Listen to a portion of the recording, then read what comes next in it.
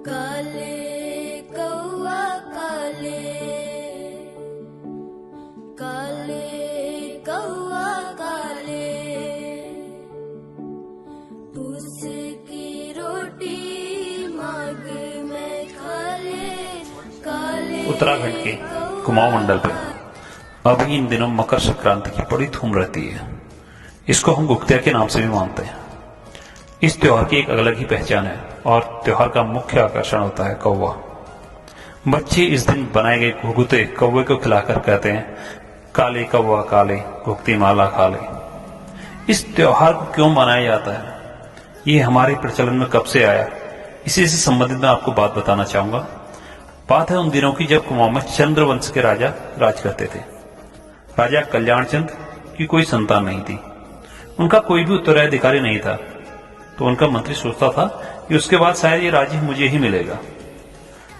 तो इसी क्रम में एक बार राजा कल्याण चंद पत्नी के साथ बागनाथ मंदिर में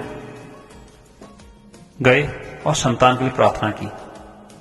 बागनाथ की कृपा से उनका एक बेटा हो गया जिसका नाम पड़ा निर्भय चंद। निर्भय चंद को उसमें मां प्यार से घुघुती बुलाती थी। घुघुती के गले में एक मोती की माला थी जिसमें घुंघरू लगे हुए थे। इस माला को पहनकर घुघुती बहुत खुश रहता था। जब वो किसी बात पर जिद करता था तो उसकी मां उससे कहती थी कि जिद न कर, नहीं तो माला कौवे को दे दूंगी।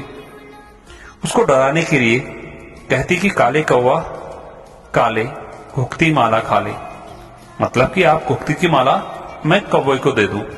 यह सुनकर कई बार कौवा आ जाता था, जिसको देखकर घुघती जिद करना छोड़ देता था।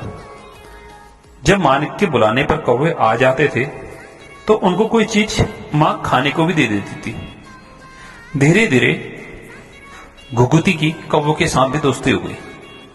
अब उधर जो मंत्री राजपाट की उम्मीद लगाए बैठा था, वो घुघुती से जलनवश उसको मारने की सोचने लगा ताकि कैसे भी कर वो राजगद्दी प्राप्त कर सके।